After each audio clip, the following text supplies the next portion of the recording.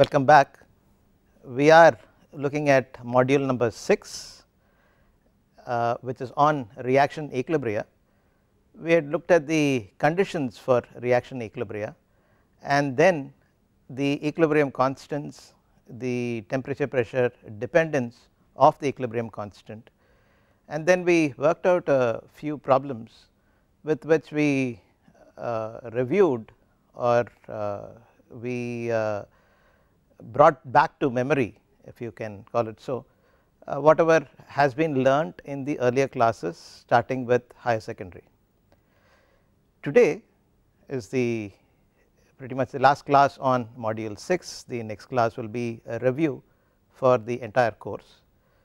In this class, let us look at a formalism for handling electrolytes. Why do we need to look at electrolytes at all? This is a bio course, a biological systems course. We are applying thermodynamics, classical thermodynamics to analyze biological systems. Why are we looking at electrolytes at all? Because most biological systems deal with charged species and ionic solutions. Even if you go back to the 3 examples that we considered one after another in the last couple of classes, you would have seen the occurrence of ionic species all over there. There was ATP, the NADH was a charged species. We talked about half reactions, reduction potentials, and so on and so forth.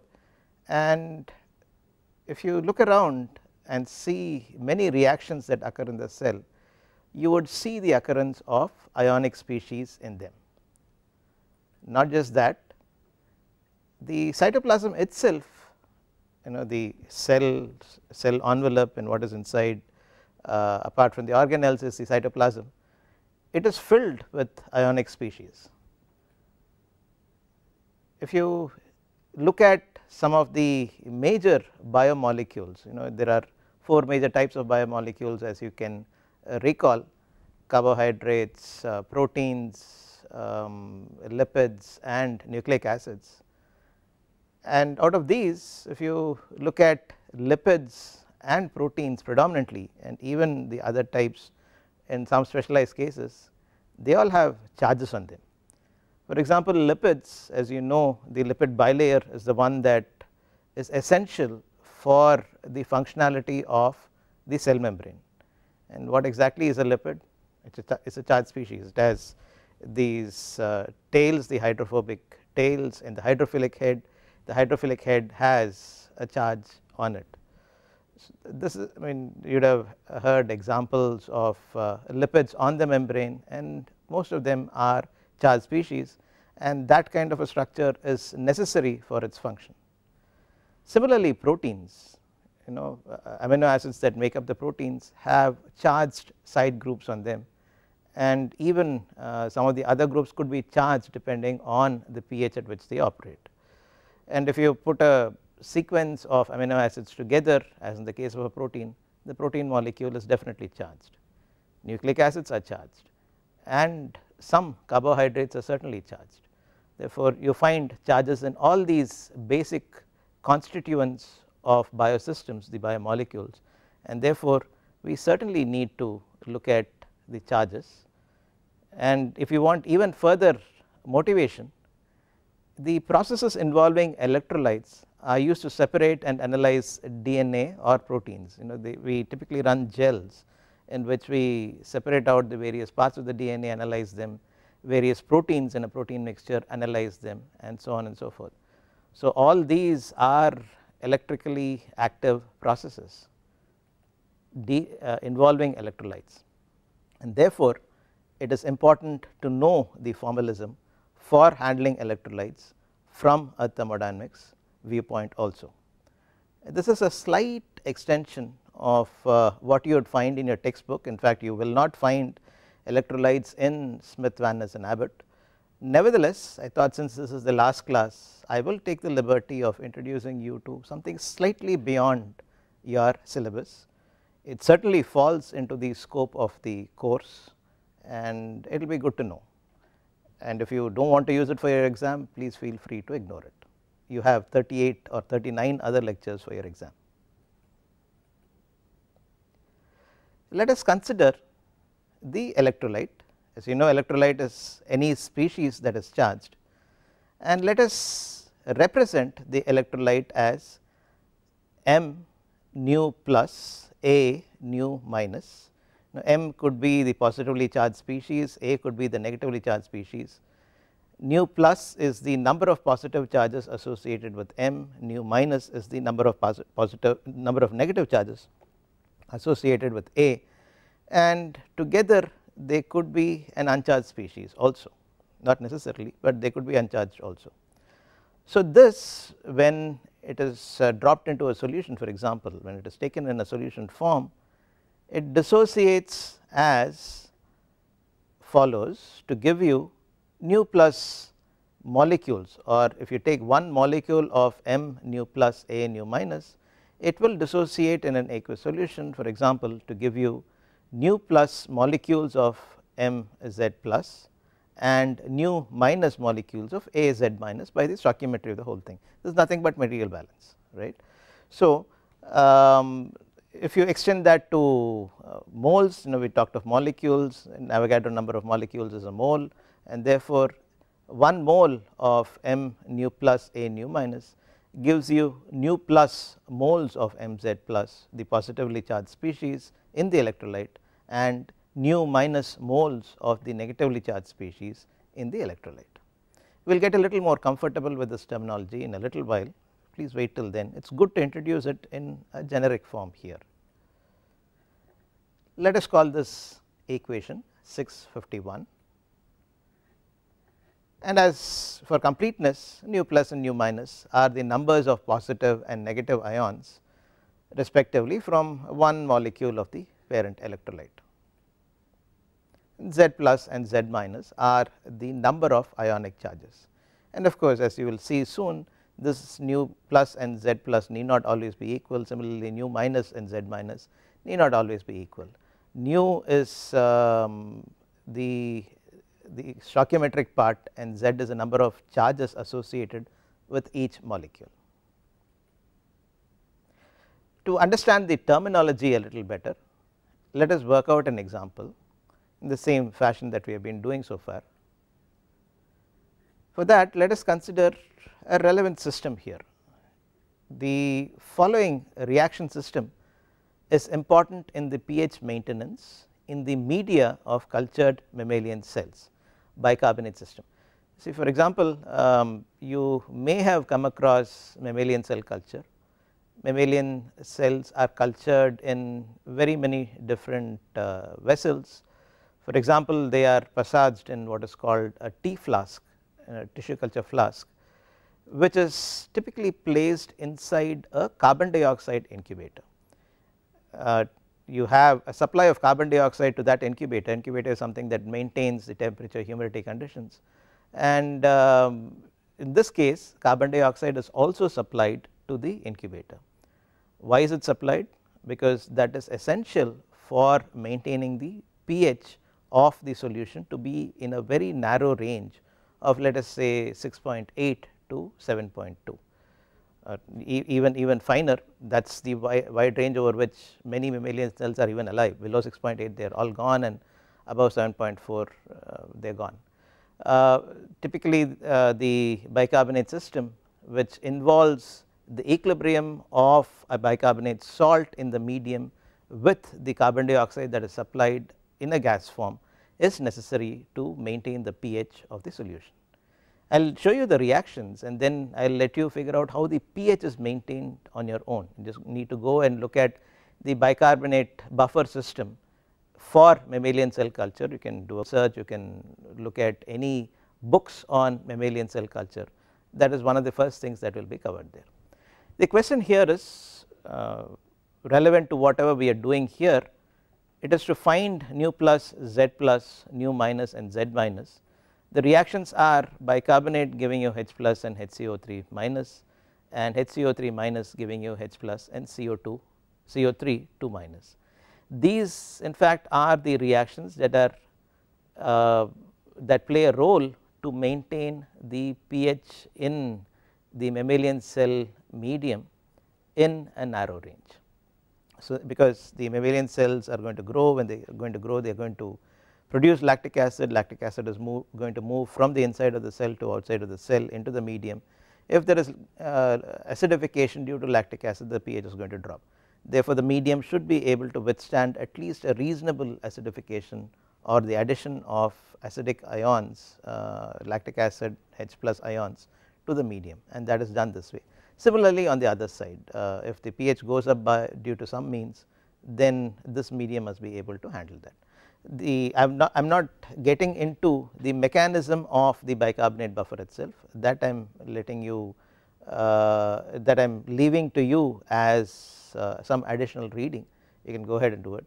As of now, please find nu plus, Z plus, nu minus and Z minus. Take about 10 minutes to do it. Go ahead please.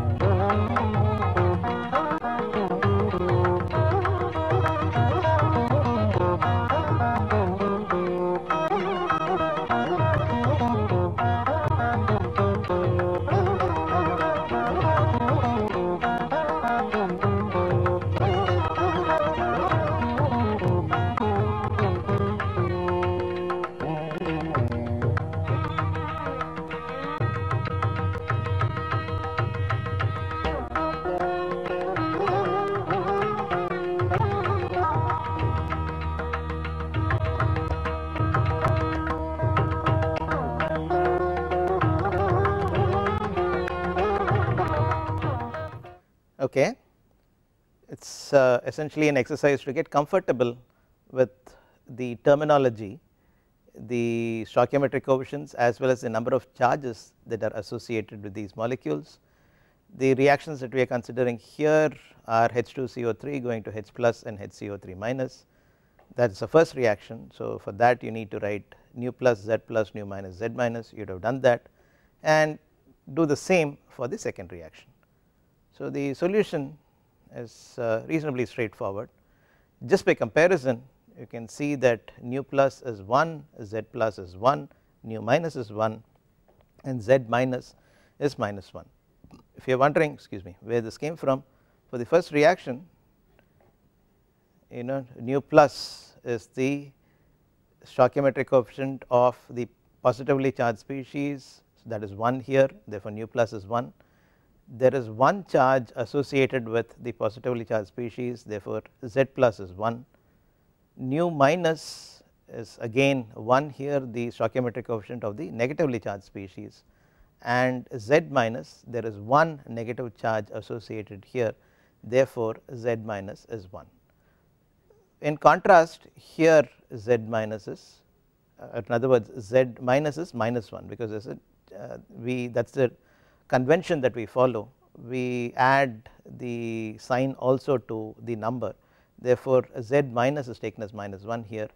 In contrast, here Z minus would become minus 2, as we will see in the solution given. For the second reaction, please go ahead and check, you would have already gotten this. Nu plus is 1, Z plus is 1, nu minus is 1, this by the same logic as the first reaction, but Z minus is actually minus 2. Okay. Now the components of the solution, that is what we are going to look at. That the solution, let us say, contains m moles of the electrolyte. You know how we represent our electrolyte, m plus nu plus, a minus nu minus, electrolyte dissolved in N0 moles of the solvent. If this is the situation, this is how we will represent things, electrolytes in our formulations. M moles of an electrolyte dissolved in N0 moles of the solvent. If that is so, then the notation is N0 is the moles of the solvent, that is okay, as given here.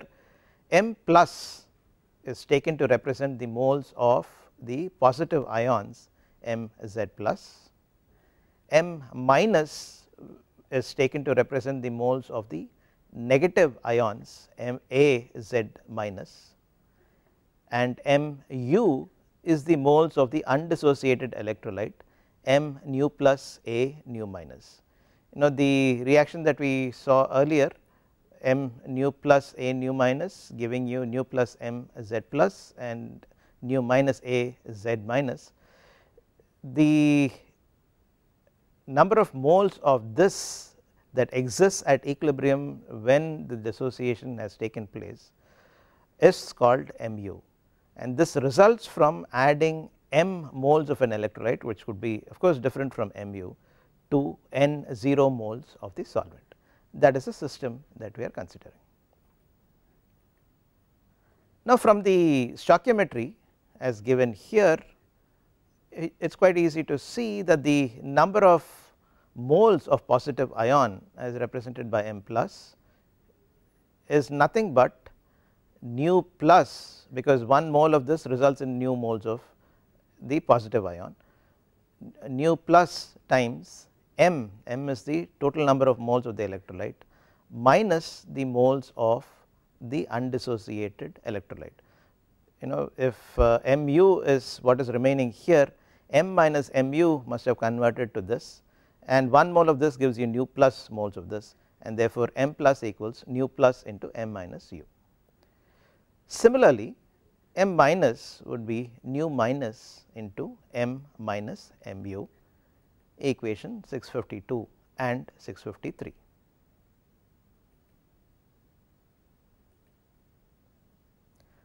Now let us get to a thermodynamics thing. Let us look at the chemical potentials involved, and equation 215, one of the basic equations, you will remember that when you see that written here. If you write equation 215 which involves Gibbs free energy, total Gibbs free energy, written for our current system of an electrolytic solution would be dGt equals, now it is coming back to you, minus St dt plus Vt dP plus mu I, sum over I mu I dNi, and going by our terminology and writing each one of those terms separately, we get mu plus dm plus mu minus dm minus plus mu undissociated mu of the undissociated species times dmu, the differential of the number of moles of the undissociated species, plus of course you have the solvent there too, mu 0 dn 0, this corresponds to the solvent. We will call this equation 654.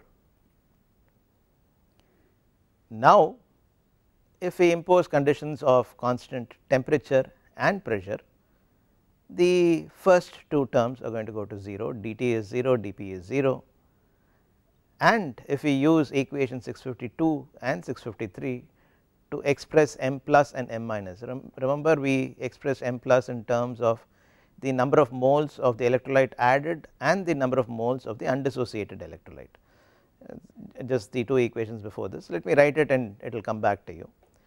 If we do use these two expressions, equation 652 and 653 to express m plus and m minus, we get dGt, the first two terms have gone to 0 already, equals mu plus, which is here, and dm plus is nothing but nu plus into dm minus dmu, quite easy to see this, and similarly you have a nu minus here, and dm minus is nu minus into dm minus dmu plus of course nu u dmu plus nu 0 dn 0, the number of moles of the solvent, and you can rearrange this as dGt. I have essentially collected all terms with the dmu together, nu u minus nu plus mu plus minus nu minus mu minus dmu, from here there is a dmu here, there is a dmu here, and there is a dmu here. I have just collected the coefficients of those and written and collated them in terms of dmu, dm and dn 0, and so the first term was mu u minus nu plus u mu plus minus nu minus mu minus dmu. The second term I have collected in terms of dm, nu plus mu plus plus nu minus mu minus dm plus mu 0 dn 0, equation 655. And now let us use the lines of the argument used to derive the condition for reaction equilibrium. Notice if you recall the lines of argument, it was that we had free energy and the free energy changes with the reaction coordinate or the number of moles, and therefore if you take the partial derivative of that with respect to the reaction coordinate under certain conditions, under certain constant conditions, then since this is the minimum at equilibrium, the slope of this curve, the free energy versus the reaction coordinate or the number of moles, the slope of that curve would be 0. We will use the same lines of argument here. Dou n1 of Gt at constant T and P must be equal to 0. This is the condition for equilibrium, which is carried on from our early courses even. This also formalizes equation 6-7 in this module. But here the variables, m is the number of moles of the electrolyte solute which is dropped into n 0 moles of the solvent, and it results in mu number of moles of undissociated electrolyte.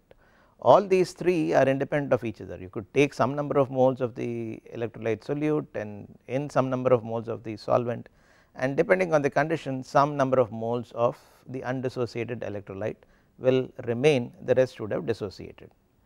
In other words, these are not dependent on each other, that is the only point that I am trying to make here. These are independent of each other, whereas if you consider these three variables, mu, the number of moles of undissociated electrolyte, the number of moles of positively charged electrolyte, the number of moles of negatively charged electrolyte, these are related by the equilibrium distribution.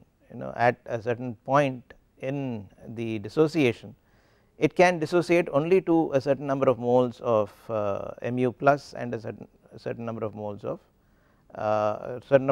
the positive species and certain number of moles of the negative species, that is governed by equilibrium. Therefore, only one of them can be considered to be independent, whereas the other two will depend on that based on the equilibrium conditions. Therefore, only mu can vary while the equilibrium is being attained for a given number of moles of solute M taken in a certain number of moles of the solvent N0. Once we are clear about these things, it is quite easy to write the functionality dependencies. We can write the condition for equilibrium in an electrolytic solution as dou Gt dou mu mu. We are just taking it with respect to one independent variable, the number of moles of the undissociated electrolyte at constant Tp, M and N0, the number of moles of all other species and the number of moles of the solvent. This is 0, this is the condition for equilibrium, equation 666. And note, if the total differential is considered in 655, dGt equals under constant conditions of temperature and pressure was nothing but mu u minus mu plus minus nu minus mu minus dmu plus nu plus mu plus nu minus mu minus dm plus mu 0 dn0.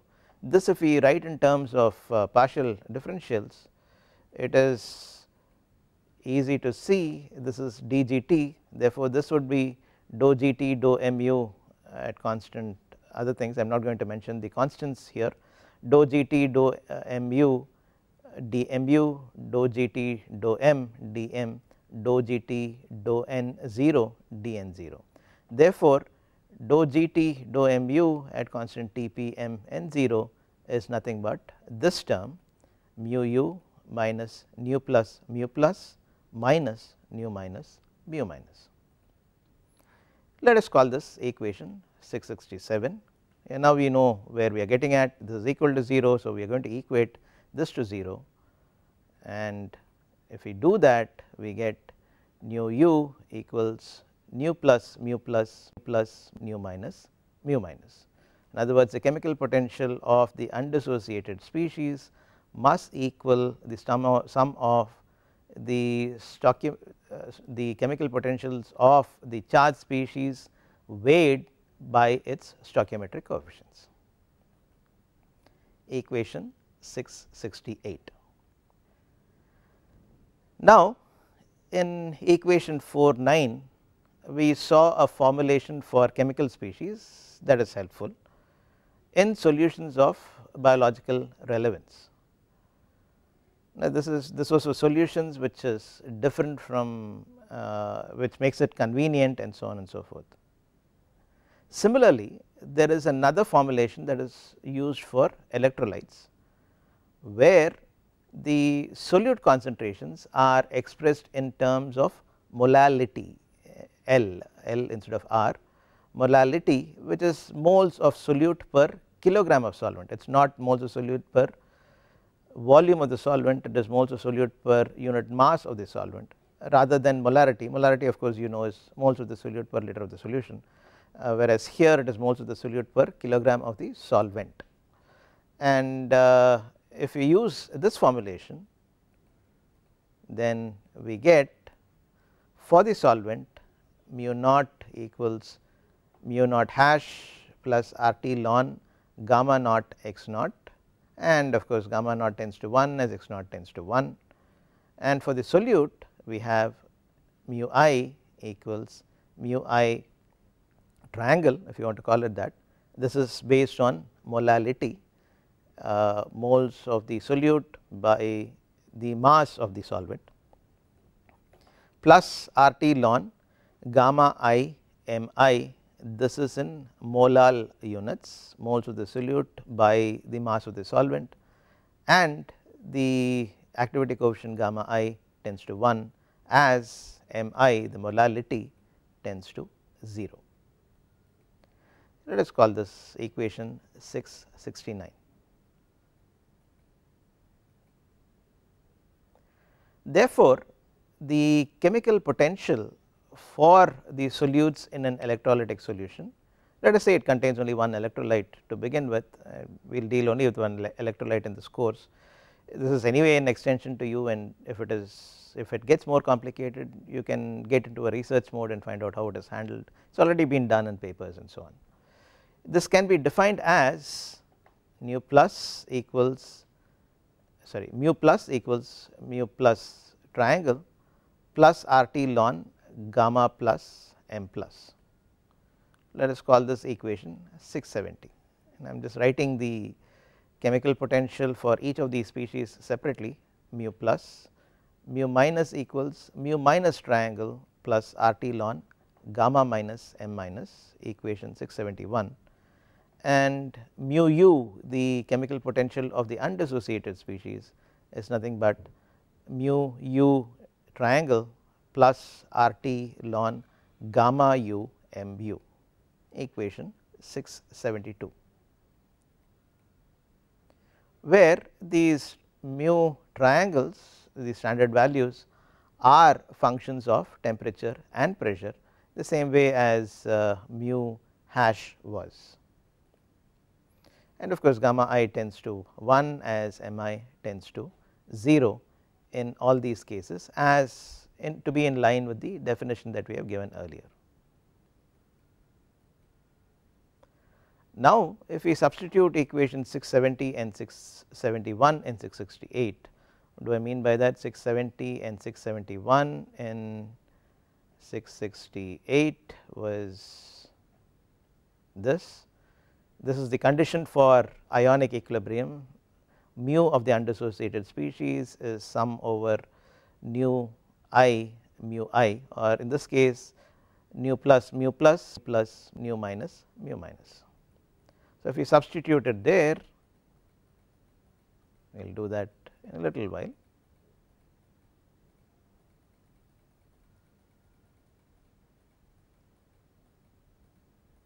We get nu u equals nu plus, I have replaced the mu plus with mu plus triangle plus RT ln gamma plus m plus, and nu minus mu minus by mu minus triangle plus RT ln gamma minus m minus.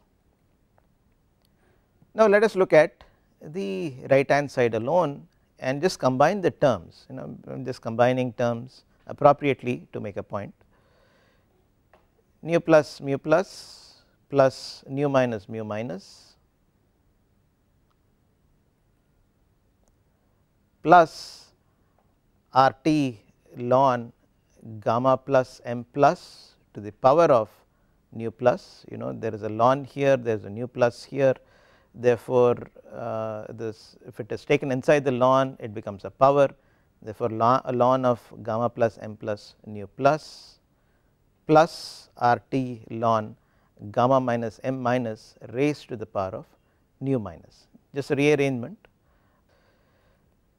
which would result in nu plus mu plus triangle plus nu minus mu minus triangle plus, there are two logarithmic terms here added together, and if you put them together, the addition of logs is log of the products, and therefore plus RT ln gamma plus raised to the power of nu plus gamma minus raised to the power of nu minus m plus raised to the power of nu plus m minus raised to the power of nu minus, equation 673. If the total number of positive and negative ions is nu, that is what it means, and if we define a mean ion activity coefficient as gamma plus minus and a mean ionic molality as m plus minus. What do I mean by that? There are these terms here. I am just trying to simplify these terms. There are two terms, gamma plus to the power of nu plus, gamma minus to the power of nu minus, and similarly m plus to the power of nu plus, m minus to the power of nu minus. I am going to replace this with some mean value, I am going to replace this with some other mean value. That is what I am doing here. So gamma plus minus to the power of some nu equals gamma plus nu plus times gamma minus nu minus, and therefore gamma plus minus is defined as gamma plus nu plus gamma minus nu minus to the whole raised to the power of 1 by nu. Let us call that 675, and on the same lines m plus minus is m plus raised to the power of nu plus m minus raised to the power of nu minus and the whole raised to the power of 1 by nu, the lines of this 676, and therefore using the mean values in terms of the above definitions, that is what it is, we can write the previous equation as nu u equals mu plus raised to the power of mu plus triangle, the standard value, plus nu minus mu minus triangle plus nu RT ln of gamma plus minus m plus minus. These are the mean values that we have defined here. Let us call this equation 677. Now let us look at the equilibrium constant for the electrolytic reactions. It is nice to know of an equilibrium constant for the dissociation process and related to the chemical potential.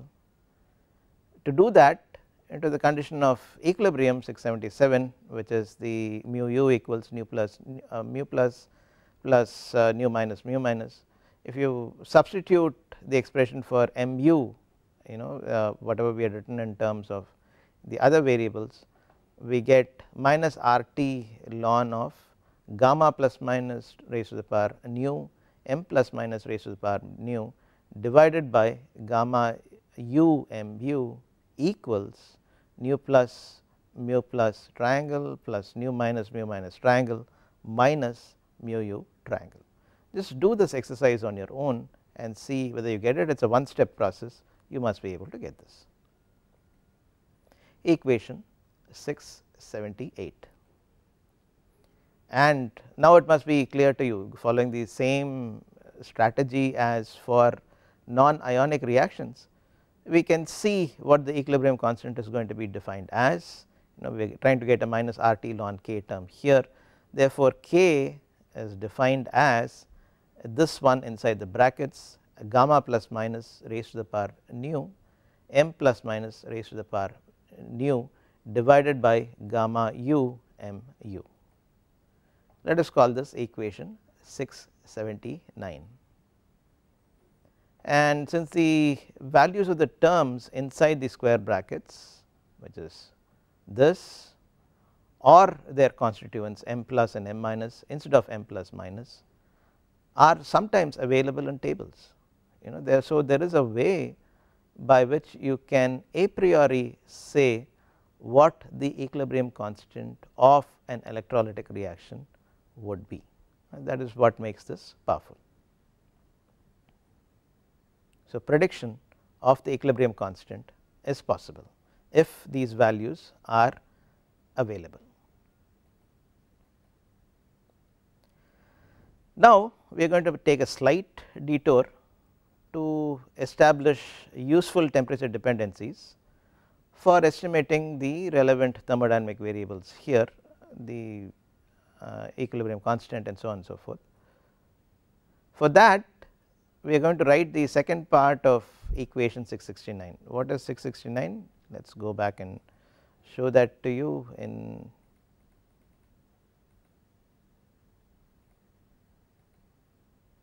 yep.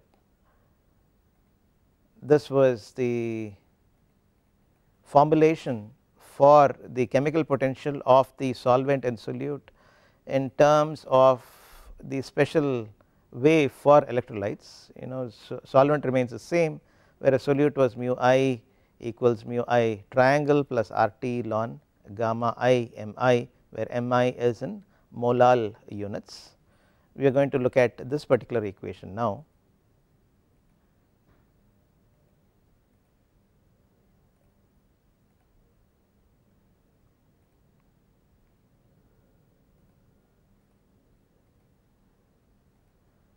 We can write the second part of the equation of 669 that we just saw as mu I triangle by T equals mu I by T minus R ln gamma I minus R ln Mi.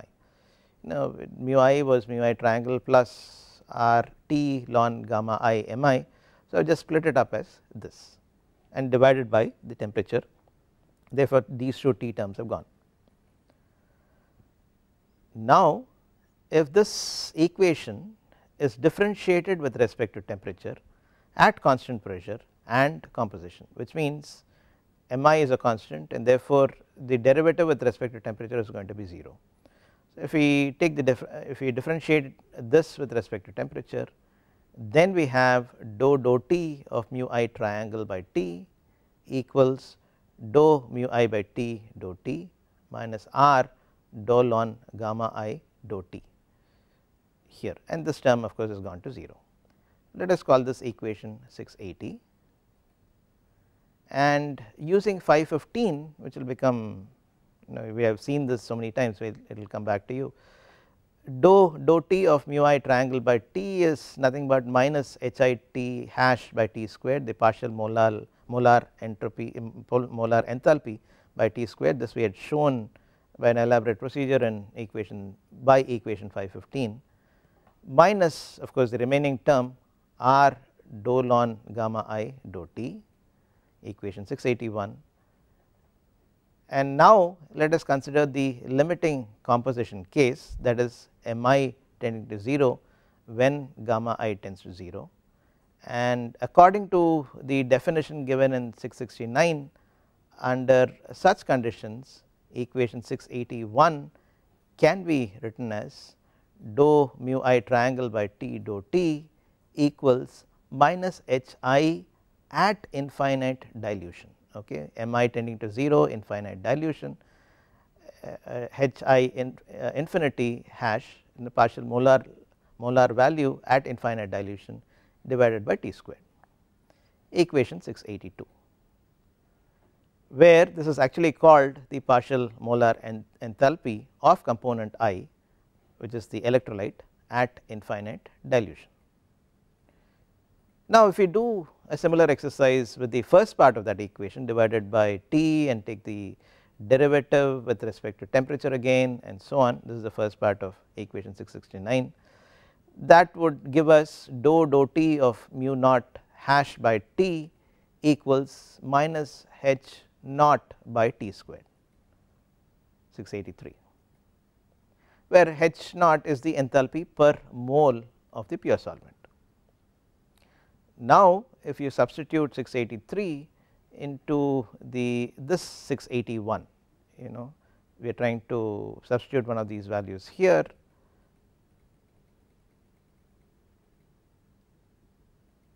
uh, 682, or let us further consider 683 before we even substitute that. Note that mu I triangle is not dependent on composition, therefore dou T of mu I triangle by T does not vary with composition. Therefore follow this argument a little carefully, we have done this argument earlier too. At the limiting value where the molality has gone to 0 and gamma has gone to 1, the same equation 683 is valid. So it does not depend on composition, therefore this equation must be valid even under these limiting conditions of infinite dilution, and therefore Under these conditions, if we substitute 682 and 681, we get dou ln gamma I dou t equals hi infinity hash minus hit hash divided by RT squared. We are just substituting this into this, minus hi infinity hash by t squared onto this, and getting ln gamma I dou ln gamma I dou t, an expression for that. Dou ln gamma I dou t equals hi infinity hash minus hit hash by RT squared. We will call this equation 684, and what this gives us is the temperature dependence of the activity coefficient. If we do a similar exercise for substitute for the solvent, the 0 case in the same equation, then we will get dou ln gamma naught dou t, this is for the solvent, equals h naught minus h naught t hash divided by RT squared, and therefore, by knowing the right hand side, we can get the dependence of the activity coefficient on temperature for an electrolytic system. Equation 685. This is all I have for the electrolytes, and when we meet in the next class, we will do a review of whatever we have done in this course. See you then.